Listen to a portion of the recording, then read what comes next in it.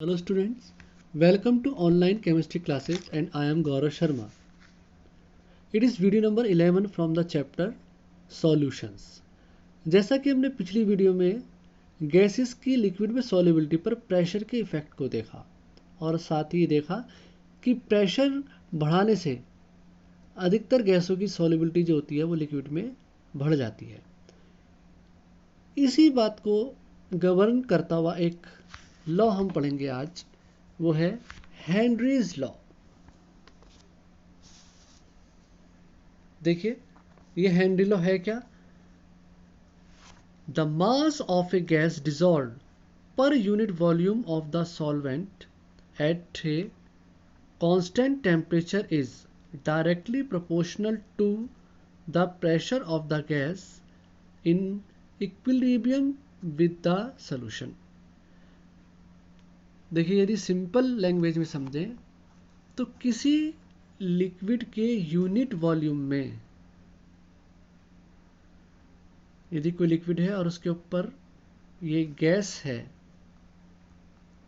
तो इस लिक्विड के यूनिट वॉल्यूम में इस गैस का घुलने वाला जो मास होगा वो डायरेक्टली प्रोपोर्शनल होगा लिक्विड के ऊपर इस गैस द्वारा लगाए जाने वाले प्रेशर के। यानी कि ये गैस जितना ज़्यादा प्रेशर लगाएगी, गैस का घुलने वाला मास, इस लिक्विड के यूनिट वॉल्यूम में घुलने वाले मास की मात्रा बढ़ती चली जाएगी। तो mass of the gas in unit volume is directly proportional to the pressure of the gas. देखिए इस स्टेटमेंट में जो गैस की सॉल्युबिलिटी है लिक्विड में, उसको मास पर यूनिट वॉल्यूम में एक्सप्रेस किया हुआ है। तो ये मास of the gas in unit volume एक तरह से देखा जाए तो गैस की इस लिक्विड में सॉल्युबिलिटी को दर्शा रहा है और ये डायरेक्टली प्रोपोर्शनल है pressure of the gas on the liquid. अब देखो ये m से रिप्रेजेंट किया गया है और प्रेशर ऑफ द गैस को p से, और जब प्रोपोर्शनलिटी का निशान हटाएंगे तो कोई ना कोई कांस्टेंट लगाते हैं। तो यहाँ पर हमने कांस्टेंट लगाया है k। k is proportionality constant और ये k जो है ये डिपेंड करता है नेचर ऑफ द गैस पर, नेचर ऑफ सॉल्वेंट पर, डिसोल्यूशन के समय टेम्परेचर कितना है और ये जो प्रेशर हमने लिया है इसकी यूनिट क्या है। देखिए जब हेनरी ने अपना ये स्टेटमेंट दिया, ये उसका स्टेटमेंट था उस कंडीशन में जब लिक्विड के ऊपर केवल एक ही गैस प्रेजेंट है। उसी दौरान डाल्टन ने अपनी बात कही उस कंडीशन के लिए कि जब किसी लिक्विड के ऊपर गैसों का मिक्सचर प्रेजेंट है, यानी कि एक से ज़्यादा गैसेस प्रेजेंट है। उस कंडीशन के लिए डाल्टन ने अपनी एक अलग बात कही कि यदि किसी लिक्विड के ऊपर गैसों का मिक्सचर प्रेजेंट है तो उस गैसेस मिक्सचर में किसी पर्टिकुलर एक गैस की इस लिक्विड के अंदर जो सॉल्युबिलिटी होगी उस सॉल्युबिलिटी को हम इस बार डिफाइन करेंगे मोल फ्रैक्शन से। अगर लिक्विड के ऊपर गैसों का मिक्सचर प्रेजेंट है तो किसी एक पर्टिकुलर गैस की इस लिक्विड में सॉल्युबिलिटी को हम मोल फ्रैक्शन की टर्म में एक्सप्रेस करेंगे और ये सॉल्युबिलिटी यानी या कहें कि इस mole fraction of the dissolved gas in the solution will be directly proportional to the partial pressure of the gas above the liquid।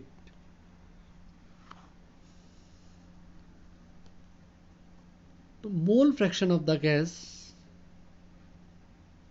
present in the liquid will be directly proportional to the partial pressure of the gas above the liquid।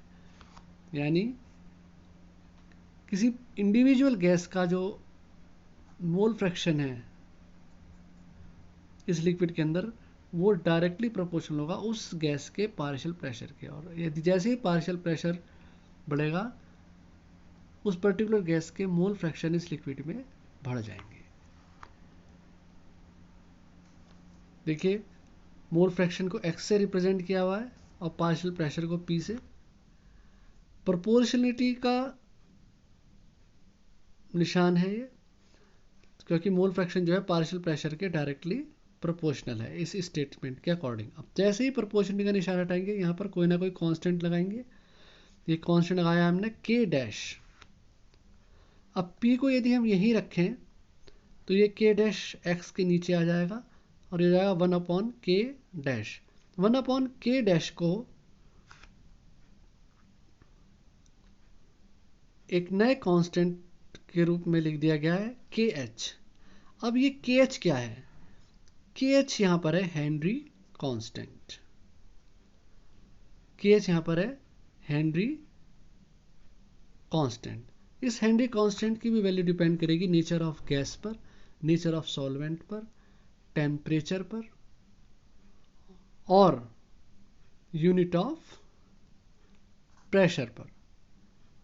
अच्छा, यहाँ पर एक बात और ध्यान देने की है कि ये मोल फ्रैक्शन है और मोल फ्रैक्शन की कोई यूनिट नहीं होती, इसलिए केएच की जो यूनिट है वो पूरी तरह डिपेंड है प्रेशर पर। अगर प्रेशर एटमॉस्फेयर में लिया है तो केएच भी एटमॉस्फेरिक में होगा। यदि प्रेशर बार में लिया है तो केएच की यूनिट भी बार ही आएगी। तो डाल्टन के इस स्टेटमेंट के बाद हेनरीज लॉ में भी एक मॉडिफिकेशन हो गया। और हेनरी लॉ में क्या मॉडिफिकेशन हुआ कि यदि किसी लिक्विड के ऊपर गैसियस मिक्सचर प्रेजेंट है तो the partial pressure of the gas in the vapour phase is directly proportional to the mole fraction of the gas in the solution.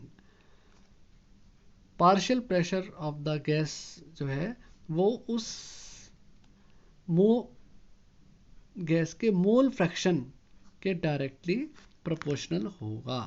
अगर देखिए, अगर हम KH को यहाँ से हटा दें तो P जो है वो X के डायरेक्टली प्रोपोर्शनल है। देखिए, एक बात ध्यान रखने की है कि जो हेनरी का पहला स्टेटमेंट है जिसमें उसने सॉल्युबिलिटी को मास पर यूनिट वॉल्यूम में के रूप में एक्सप्रेस किया है, वो लागू है उस कैटेगरी में जब लिक्विड के ऊपर केवल एक गैस प्रेजेंट है। और जो हेनरी का जो दूसरा स्टेटमेंट है ये उस कंडीशन पे लागू है जब किसी एक लिक्विड पर गैसियस मिक्सचर प्रेजेंट है।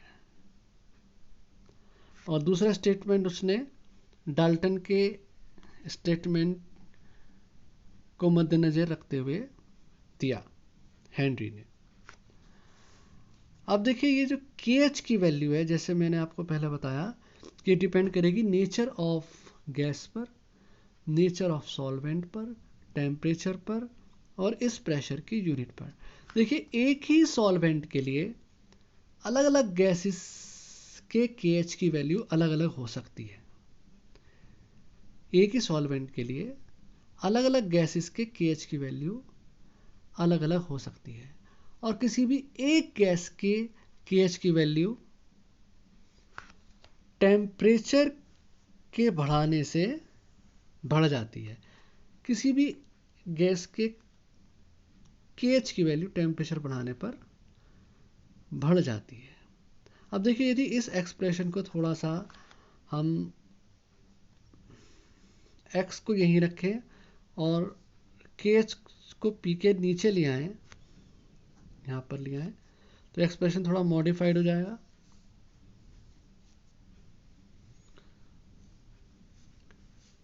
और मोल फ्रैक्शन एक तरह से इस कैटेगरी में सॉल्युबिलिटी होती है।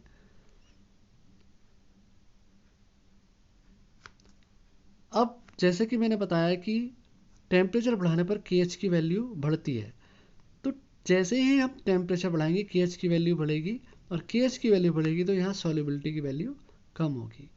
इसीलिए कहा जाता है कि टेम्परेचर बढ़ाने पर जो गैसों की लिक्विड में सॉल्युबिलिटी होती है वो कम हो जाती है।